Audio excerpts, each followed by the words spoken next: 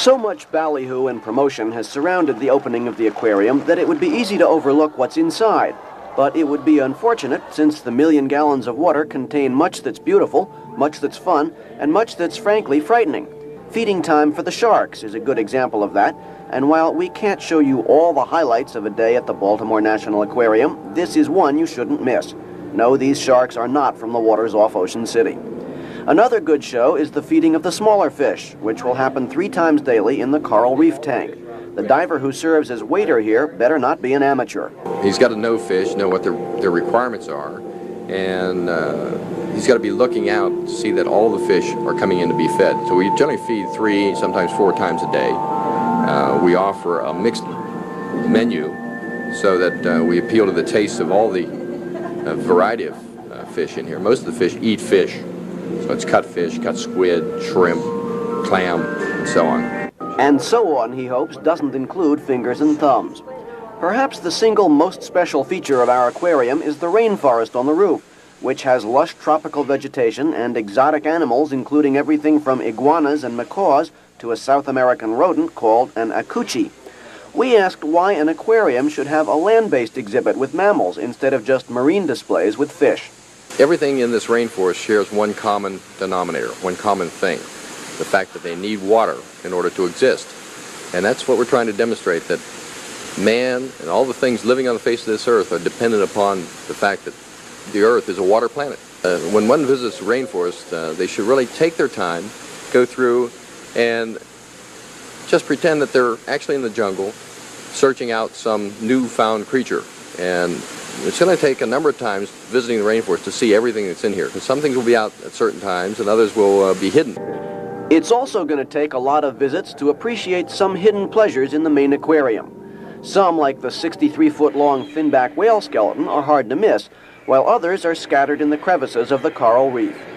Baltimore's aquarium has a unique design, with visitors walking through the inside of the exhibit tank, winding their way down the center of a hollow cylinder with water and fish on all sides. On the way, you may see exhibits and explanations about water in the world. You may see fish of indescribable color and complexity. And you may, if your timing is lucky, get to see a keeper try to move an octopus from one tank to another in a plastic bag. After the opening ceremony Saturday, the aquarium will be open from 10 till 10 Wednesday through Saturday, and from 10 till 6 Monday and Tuesday. Starting September 15th, it'll close at 6 every day but Friday. Admission is $4.50 for adults, $2.50 for children under 12, and admission is free for children under 3. Discounts will be available for groups. The dolphins will dive, the seals will swim, and the city will do everything possible to get you into the tank. It's up to you to decide what you think once you get there. But if you start out skeptical and come to love it, you won't be alone. I'm Andrew Barth with a closer look at the Baltimore National Aquarium.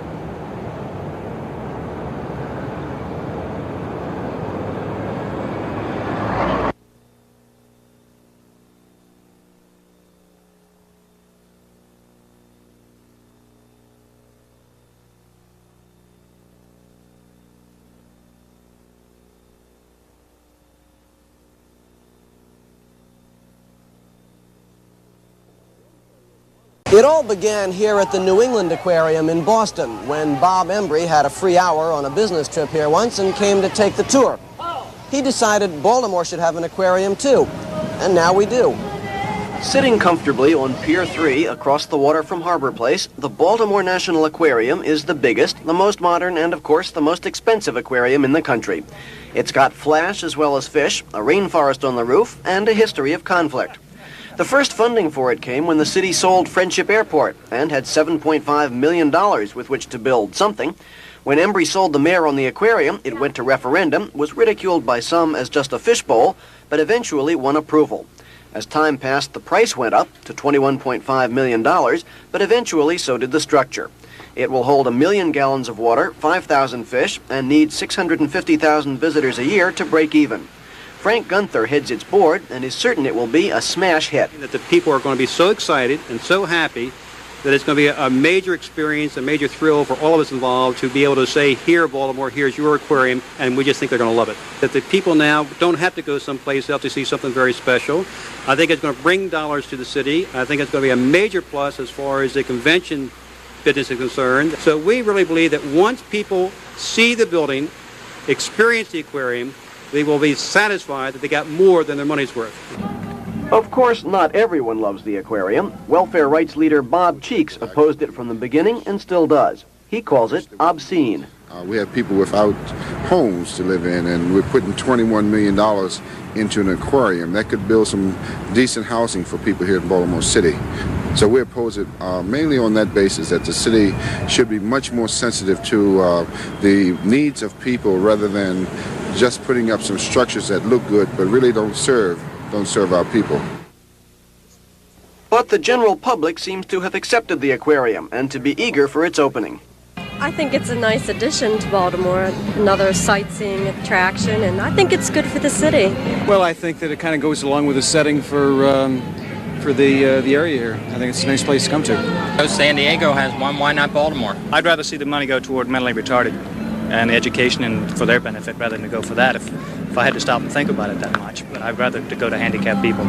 If it means more revenue for the city, more jobs and things of that nature, then it's good for, I guess, everybody on the economic pole. The people who built the aquarium think they're working on something special. The electricians hanging the underwater lights are a good example. It's unique. You know, it's a lot different than any other construction work I've ever done before, you know. Will you kind of look forward to telling your kids or your family that you worked on? Oh, yeah. It's, you know, a little bit of pride in something like this. The transition from blueprint to finished product has taken a lot of work.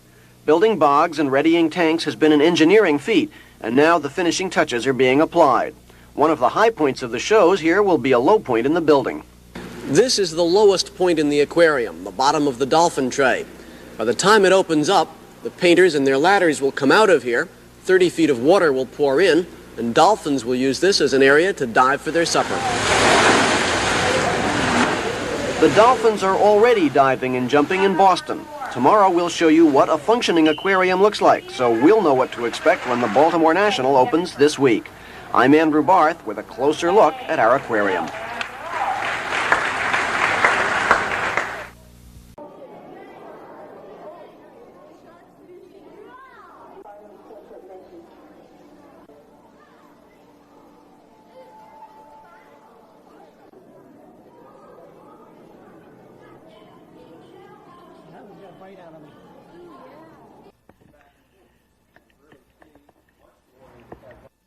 Therefore, we have to be very mindful of exactly